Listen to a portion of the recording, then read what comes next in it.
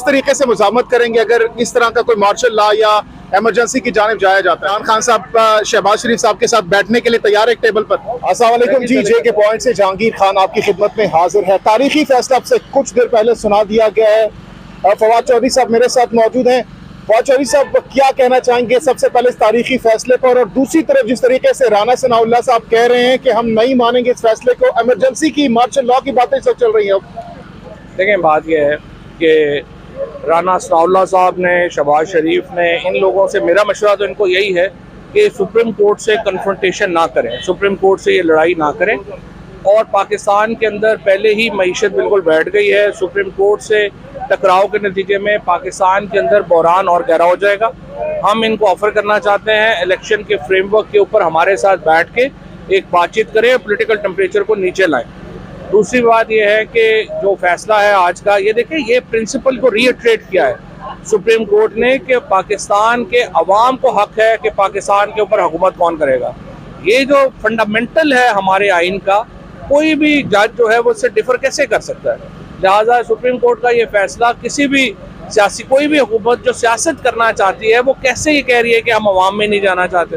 तो इसके ऊपर इन एडवाइजर्स को जो कि कन्फ्रंटेशन का मशवरा दे रहे हैं, शहबाज शरीफ साहब उनको फारिग करें, और मरियम नवाज जिन्होंने ज़िंदगी में कभी कोई इलेक्शन नहीं लड़ा, उनकी बातें ना सुने, अपने फैसले करें।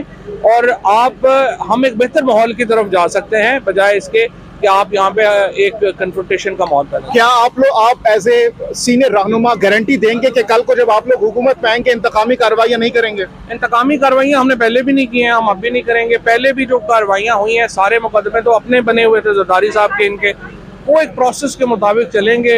अदालतों से उन्होंने रिलीफ लेना है। हम इंतकामी कार्रवाइयों पे यकीन नहीं रखते। नवाज शरीफ की वापसी में कोई रुकावट तो नहीं डालेंगे?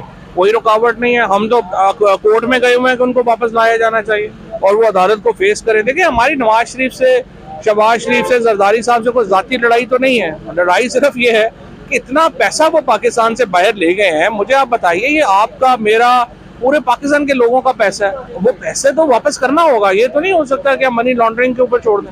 आखिरी सवाल, किस तरीके से मुज़ामत करेंगे अगर इस तरह का कोई मार्शल लॉ या इमरजेंसी की जानिब जाया जाता है? हुकूमत मुज़ामत की पोजीशन में नहीं है इस वक्त, इनकी कांपें टांग गई हैं। और अगर कॉल दे दी लोगों की, तो इस वक्त लाखों लोग जो हैं वो इस्लामाबाद में आएंगे। इसलिए हुकूमत को कन्फ्रंटेशन में नहीं पड़ना चाहिए। मेरी अब भी उनसे यही गुजारिश है। सुप्रीम कोर्ट के पीछे पूरा पाकिस्तान खड़ा है, चीफ जस्टिस के पीछे पूरा पाकिस्तान खड़ा है। इमरान खान साहब शहबाज शरीफ साहब के साथ बैठने के लिए तैयार एक टेबल पर? हम अपने वफद भेज देंगे, वो अपना वफद भेज दें, वो बैठना जरूरी नहीं है, लेकिन बात फ्रेमवर्क के ऊपर होनी चाहिए। पॉजिटिव जस्टिस चला जाएगा अगर खान साहब बैठेंगे उनके साथ? पॉजिटिव जैसे कोई नहीं, हमारा बैठने से भी चला जाएगा। वो हिम्मत करे, पहले अपना ऐलान तो करे ना मुज़ाकरात पे। बहुत बहुत शुक्रिया। फवाद चौधरी साहब हमारे साथ मौजूद थे और जो फैसला है उस पर एक्सक्लूसिवली हमसे बात कर रहे थे।